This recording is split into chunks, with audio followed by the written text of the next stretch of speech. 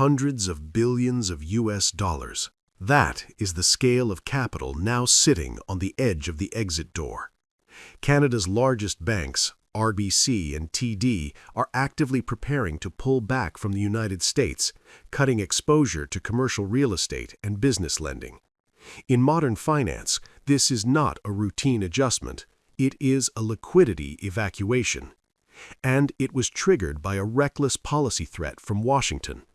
The Trump administration signaled new taxes on cross-border profits targeting Canadian banks, framed as retaliation for Canada's protected financial sector. The response was immediate and devastating for the U.S. It backfired. Canada did not negotiate. Canada did not escalate. Canada de-risked. Capital began to move. Credit lines tightened. Suddenly, cities like Miami and Chicago, deeply reliant on Canadian bank financing, are staring at the early stages of a credit crunch. This is not about tariffs anymore. This is about trust collapse. Global finance runs on predictability, and the moment investors label the U.S. as volatile, capital does what it always does. It leaves, quietly, systematically, permanently. So the real question isn't whether America will feel the pain. The question is far more dangerous. Why did the United States choose to turn its own financial system into a battlefield, and who will be hit first when the capital disappears? To understand why this moment matters, you have to strip away the politics and look at the plumbing of the financial system. Canadian banks are not marginal players in the U.S. market. They are systemic lenders. For decades, institutions like RBC and TD have quietly financed American commercial real estate, multifamily housing, retail development, and small to mid-sized business expansion, especially in urban growth hubs. By conservative estimates, Canadian banks hold hundreds of billions of dollars in U.S. exposure. In some metro areas, they account for 20 to 30% of commercial real estate lending. In specific segments, apartment construction, office refinancing, logistics warehouses, the dependency is even higher. This is not optional capital. This is core liquidity. Now layer in how modern finance actually works. The U.S. real estate market runs on just-in-time credit. Loans roll over. Refinancing bridges gaps. Projects survive on thin margins, assuming predictable access to capital. When even a fraction of that funding freezes, the system does not slow gradually, it seizes. This is where Washington miscalculated. The threat of new cross-border profit taxes fundamentally alters the risk-adjusted return of U.S. exposure for Canadian banks. When regulatory risk spikes, the rational response is not defiance, it is withdrawal. Capital flows away from uncertainty towards stability. That is basic economic gravity. And the margins matter. Commercial real estate already faces pressure from higher interest rates, declining office occupancy, and tightening underwriting standards. Remove a major foreign funding source, and suddenly refinancing costs explode. Marginal projects fail first, then solvent borrowers face liquidity stress, then defaults ripple outward. This is how a credit crunch begins. Not with a crash, but with silence. No headlines, just unanswered loan applications, delayed approvals, capital committees saying, "Not in this jurisdiction." The Federal Reserve cannot print confidence. It cannot force foreign banks to absorb political risk. And that is the core reality Washington ignored. Global capital is not patriotic. It is disciplined. When the rules change mid-game, capital does not protest, it exits. This is where the damage becomes visible, on Main Street, not in briefing rooms. The Trump administration framed its threat against Canadian banks as leverage. In reality, it functioned as a self-inflicted shock to the U.S. credit system, a classic case of policy backfiring. Start with real estate. In cities like Miami, Canadian banks are among the largest lenders to condominium towers, rental housing, and mixed-use developments. When those banks begin pulling back, refinancing windows close overnight. Developers who expected routine rollovers now face higher rates or no offers at all. Projects stall, layoffs follow. property values soften, local tax bases erode. Move north to Chicago, where Canadian institutions play a critical role in commercial lending for logistics hubs, office conversions, and mid-sized manufacturers. These are not speculative borrowers. These are cash flow businesses that rely on predictable credit lines. When those lines are reduced or repriced, hiring freezes hit immediately. Expansion plans are scrapped. Banks don't fail first, jobs do. Industry groups are already warning about the spillover. A senior figure at a U.S. commercial real estate association privately described the situation as a slow-motion credit accident, not a crash, but worse, a prolonged squeeze where capital exists but refuses to deploy. That is how economies stall. Small businesses feel it next. Canadian banks have long filled gaps left by U.S. lenders after the 2008 crisis, particularly in minority-owned and regional enterprises. Pull that funding, and suddenly entrepreneurs face stricter terms, shorter maturities, and higher collateral demands. The irony is brutal. A policy sold as protecting American interests ends up strangling American risk-takers. And here is the strategic failure. Washington assumed Canada would absorb the cost. Instead, Canada treated the signal as a warning and adjusted accordingly. The Trump administration underestimated how quickly financial institutions can move when the threat is regulatory, not economic. This is not about nationalism. This is about risk management. When the White House injects volatility into cross-border finance, banks don't argue ideology, they recalculate exposure. Even more dangerous is the signaling effect. Global investors watch what happens to Canadian banks and draw conclusions. If allies are targeted today, who is safe tomorrow? Capital begins to price in political unpredictability as a permanent feature of the U.S. market.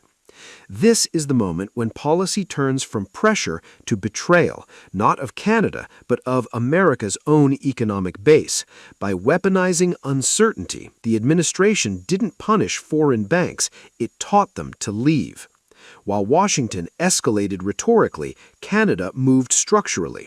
This is the asymmetry the White House failed to grasp. Trade wars are loud, financial realignment is silent and far more lethal.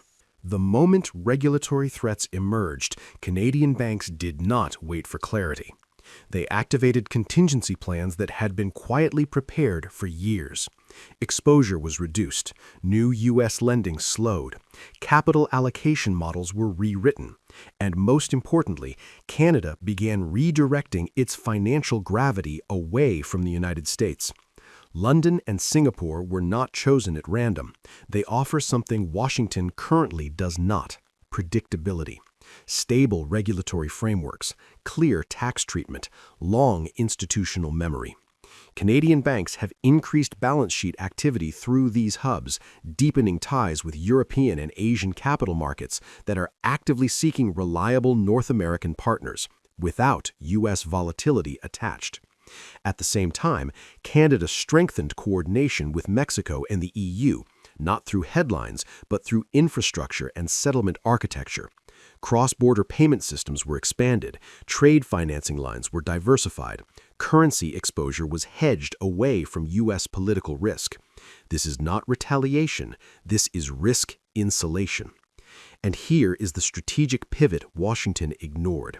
Canada no longer needs U.S. intermediation to access global capital.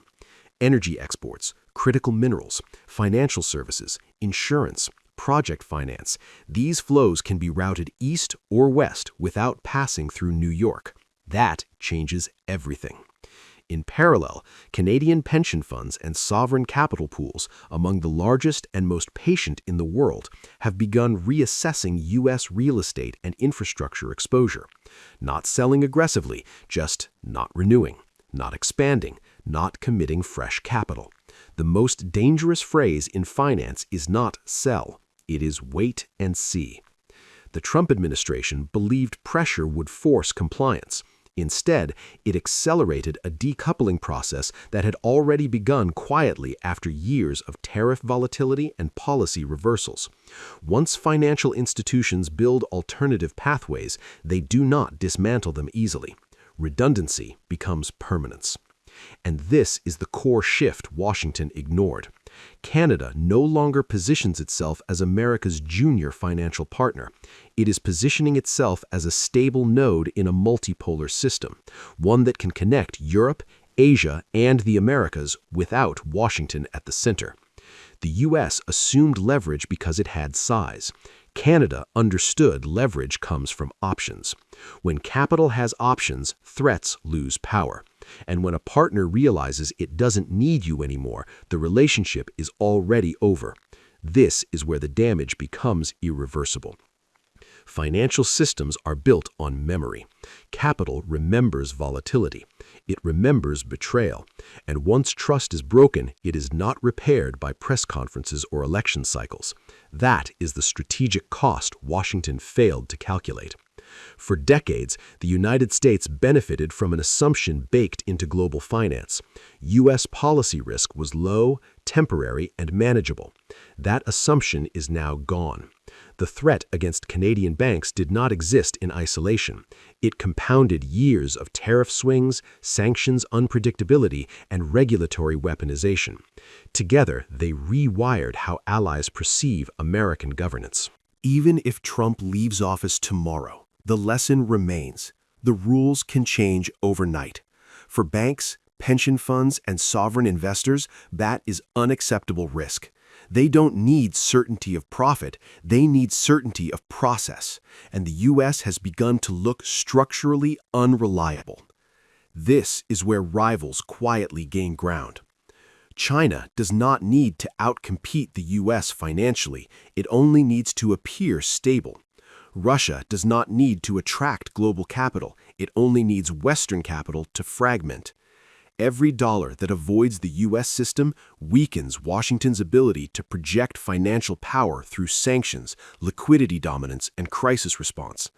The irony is brutal.